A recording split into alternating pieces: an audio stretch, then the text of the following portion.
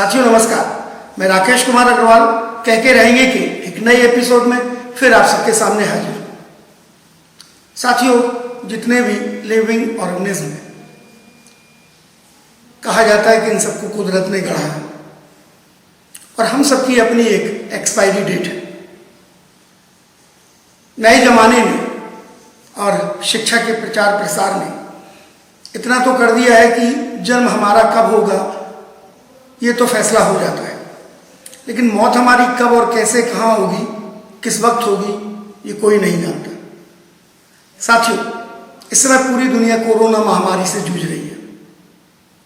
सरकारी आंकड़ों की बात करें तो पूरी दुनिया में 32.5 लाख से अधिक केस रजिस्टर्ड हो चुके हैं, लगभग 2.5 लाख मौतें हो चुकी हैं और मौत का साया पूरी दुनिया में मंडरा रहा है।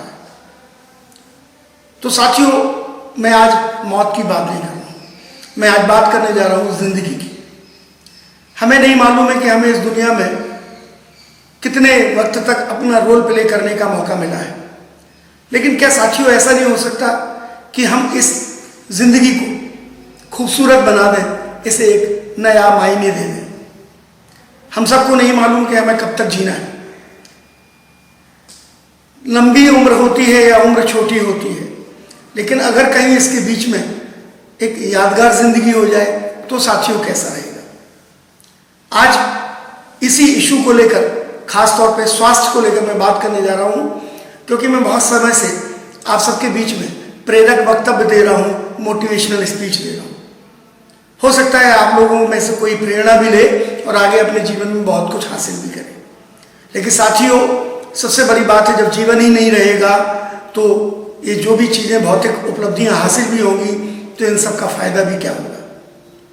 तो साथियों, कितने वर्ष हम जिए क्या फर्क पड़ता है, कैसे जिए इससे बहुत फर्क पड़ता है। क्या लेकर जा रहे ये ज़्यादा मायने नहीं रखता।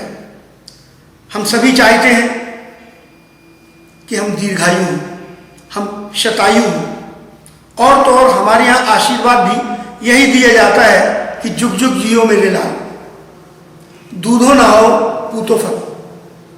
लेकिन क्या साथियों महज आशीर्वादों से कोई लंबी उम्र पाता है? अगर आशीर्वादों से लंबी उम्र लोग पाते होते तो शायद दुनिया में सबसे लंबी उम्र जीने वाले लोगों की सबसे बड़ी फौज हमारे हिंदुस्तान में होती।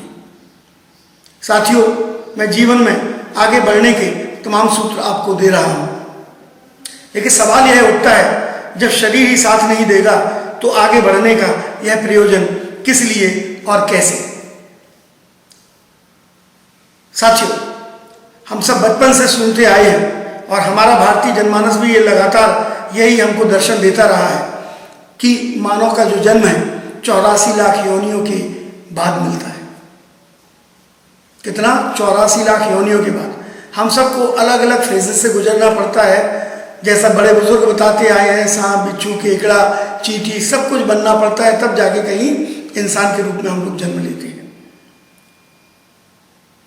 तो साथियों, एक और पुराने थॉट की आपसे बात कर रहा हूं, और वो थॉट यही है कि if money is lost nothing is lost, if health is lost something is lost, and if character is lost everything is lost. मैं तो चाहता हूं साथियों कि इस पूरे थॉट को बदल दिया जाए और नए तरह से इस पर रोशनी डाली जाए। हो सकता है आप मेरे थॉट से सहमत हो या ना हो, लेकिन मुझे तो लगता है कि इस पूरे थॉट को उल्टा कर देना चाहिए।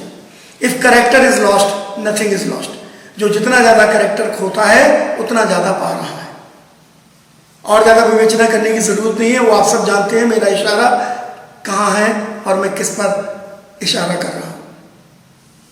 If money is lost something is lost, लेकिन साथियों if health is lost everything is lost. जब सेहत ही नहीं है तो जो कमाया है उसका उपभोग करोगे तो कैसे करोगे। तो साथियों, इसलिए सबसे बड़ी चीज है वो है हमारा स्वास्थ्य, कि हम सबसे पहले अगर किसी पर भी ध्यान दें तो हमें स्वास्थ्य पर ध्यान देना चाहिए, अपने शरीर पर ध्यान देना चाहिए, अपनी सेहत पर ध्यान देना चाहिए, मतलब खुद पर ध्यान देना चाहिए, खुद पर काम करना चाहिए। साथियों, इसका मतलब यह नहीं है कि आप जाइए और डॉक्टरों के यहाँ डेरा डालकर बैठ जाइए और रोजाना गोलियां दवाइयां गटकते रहिए, सिरप कैप्सूल खाते रहिए। मैं ये कतई नहीं कह रहा हूं, मैं बहुत छोटी सी बात और सिंपल तरीके से कहने की कोशिश कर रहा हूं। साथियों, सच्ची बात यही है कि हर इंसान खुद में एक बहुत अच्छा डॉक्टर है। हम जितने अच्छे पेशेंट होते हैं उतने ही अच्छे डॉक्टर होते हैं, क्योंकि हमें मालूम होता है कि हमारे शरीर में क्या बदलाव हो रहे हैं, हमारे शरीर में क्या चेंजेस हो रहे हैं। और साथियों, हमारे शरीर में जो चेंजेस होते हैं वो हमारे सबसे बड़े इंडिकेटर होते हैं। डॉक्टर्स के पास तो जब हम जाते हैं तब वो हमारी नाड़ी पकड़ता है, जब वो हमारा हाथ देखता है, हमारे माथे पर हाथ रखता है, हमारी आंखों को देखता है, हमारे सीने पर, हमारी पीठ पर स्टेथो लगाता है, तब जाके वो एक नतीजे पर पहुंचता है कि इस तरह के रोग होने की संभावना है। लेकिन साथियों, हमारे शरीर में बहुत सारे इंडिकेटर हैं। हमारी आंखें, हमारे नेल्स, हमारा स्पटम, हमारी यूरिन, हमारा स्टूल, बहुत सारे हमारे इंडिकेटर्स हैं और जो पर्सनल होते हैं, जिनसे केवल और केवल वो व्यक्ति ही वास्ता रखता है, जिसे आमतौर पर दूसरे लोगों को जानकारी नहीं होती है। हमारे पास दुनिया का ज्ञान है, बहुत सारी किताबें हमने पढ़ रखी हैं, बहुत सारा ज्ञान हमने हासिल कर रखा है, लेकिन सच बात यह है कि हम अपने बारे में, अपने शरीर के बारे में कितना जानते हैं, इस पर बहुत विचार करने की जरूरत है। तो साथियों, और सेहतमंद होने के लिए कोई बहुत बड़ी जरूरत, बहुत ज़्यादा जतन करने की जरूरत नहीं है। हम थोड़ा सा अपना खान पान सुधार लें,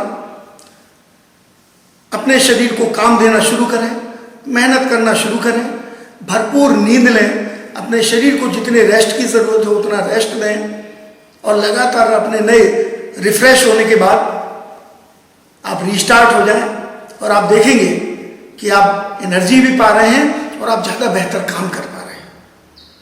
तो साथियों, कोरोना है, तमाम महामारियां हैं, तमाम बीमारियां हैं, जिन सब से हम सब आए दिन जूझते रहते हैं और कहते हैं कि वही सरवाइव करेगा जो फिट होगा, वही सरवाइव करेगा जिसका इम्यूनिटी सिस्टम मजबूत होगा। तो निश्चित तौर पर खान पान की ओर भी ध्यान देने की, अपने परिवेश की तरफ ध्यान देने की भी बहुत बड़ी ज़रूरत है। तो साथियों, हमारे भारतीय दर्शन में तो बहुत सारी कहावतें कही गई हैं, जान है तो जहान है, फिर भी हम जान को दांव पर लगाते हैं। हमारे यहाँ कितनी बड़ी बात कही गई है, तंदुरुस्ती हजार नियामत, सैकड़ों नहीं हजारों दुआओं का प्रतिफल होती है हमारी सेहत, हमारी तंदुरुस्ती।